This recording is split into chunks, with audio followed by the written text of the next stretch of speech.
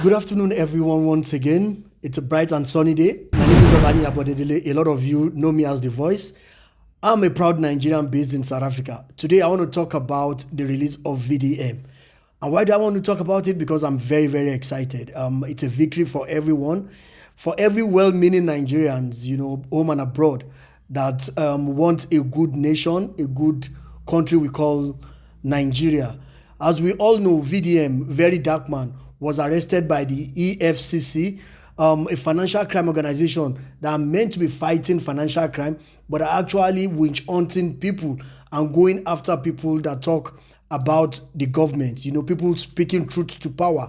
And this is something they don't want, from us as citizens, because for so many years, they've tried to divide us, they use the divide and rule and conquer kind of tactics, to scare off from saying the truth and holding them to accountability.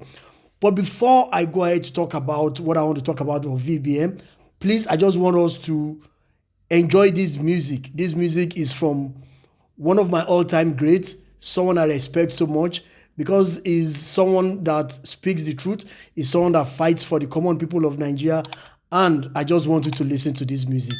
Enjoy it. Them vex, complain, them say, oh God, them taste. I sing a song, go slow, go slow, go slow, go slow.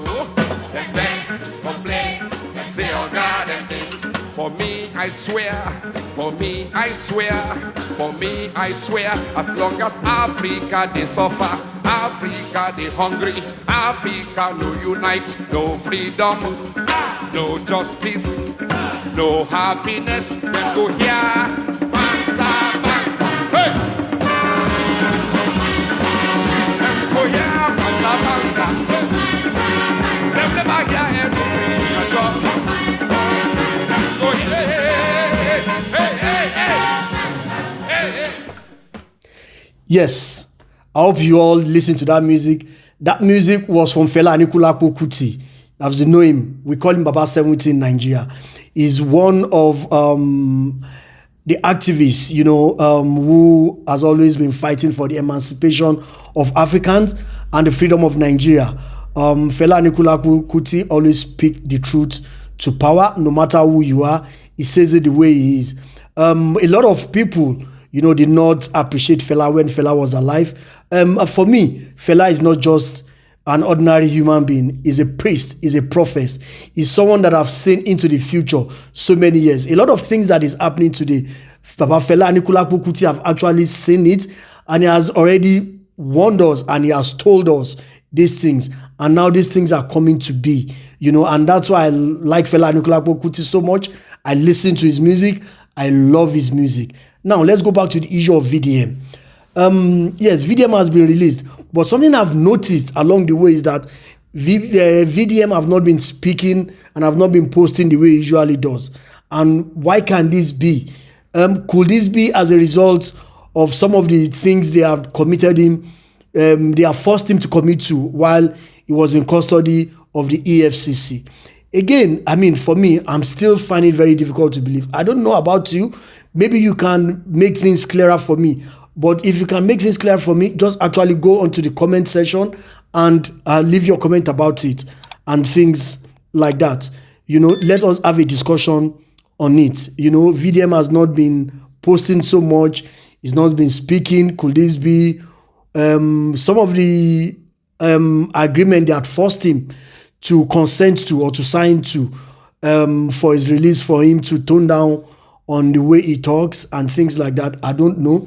But also, I also noticed that, like I said in my previous video, that when VDM was arrested, immediately he made a video concerning the NANS issue, the National Association of Nigerian Students issue, where he kind of made an analysis that made so much sense and was beginning to trigger people's mind towards that angle. That was when he was arrested, So for me, there are two issues here. The issue of GT Bank, definitely GT Bank collaborated with whoever, and because VDM was trying to go into the Nance issue, which of course we know is a very big issue. We all know who is involved, who is claimed to be involved. Allegedly, I'm not mentioning name. I'm just saying allegedly, so that we need to look at that angle as well, because for me, I feel that is one of the major reasons why VDM has been arrested. Because up till now, they've not been able to give a solid reason or why they've arrested VDM. The EFCC are just going around in circles. They've not been able to say anything. First, they were coming out to say he was arrested because of cyberbullying. Cyberbullying who? They've actually not mentioned any names. They came out to debunk that and said, no, he's not arrested for cyberbullying. Again, we're hearing that he was arrested for financial crimes or some sort of things. And for me, which doesn't make actual sense and things like that, So I don't know if you feel the reason why VDM was arrested. Please drop your comments in the comment section and probably let's discuss about it. Another issue I feel it's very important for me to talk about. I've heard a few comments that VDM needs to tone down the way he approaches people. He needs to be more corporate. He needs to now begin to package himself to become a brand and things like that, which I am totally against. Look, honestly, someone is scamming you. Someone is destroying the youth, the lives of our youth in Nigeria and Africa. People are taking advantage because of the fact that there is no law in Nigeria, or because of the fact that because they have money, they can always bribe the authorities, do things and get away with it and everything. To be very honest, to those kind of people needs to be addressed in a decent and matured way. No, I don't think so. Now, if VDM begins to go in a corporate way and begins to tone down all these things, then that means he's beginning to succumb to pressure from all these oppressors little by little, because this is what they want. They want people to address them in a very respectful manner. Why? What they are doing is not respectful. It's destroying people's life. So for me, I don't feel so. I feel VDM should continue doing what he's doing. He's doing it right. People are beginning to get scared. VDM has absolutely sanitized a lot of space in Nigeria. We don't need to lie about that. Look at the pastors, for instance. The pastors that come out and say they can do miracles, they will make the cripple walk, they want to sell you salvation water, they want to sell you bread of loaf that will turn your life around and everything. How many of those pastors are we hearing of now? How many miracles are we hearing that pastors are performing in Nigeria now? Why is that so? It's because of VDM. VDM has taken some of them on and they are not able to prove what they've said. So for me, I don't feel it should do that. Now, look at the bleaching cream space in Nigeria now. How many of those creams are we seeing now? We are not seeing any of them online now, coming out online. And all those that have been, taking people's money under false pretense online, saying they have organization, they are selling this and this product, they collect money from you, they tell you to go to hell because they know they are going to, because they know they can get their way with the police, they can get their way with court, they pay the police, they pay court, they go away scot-free with people's money.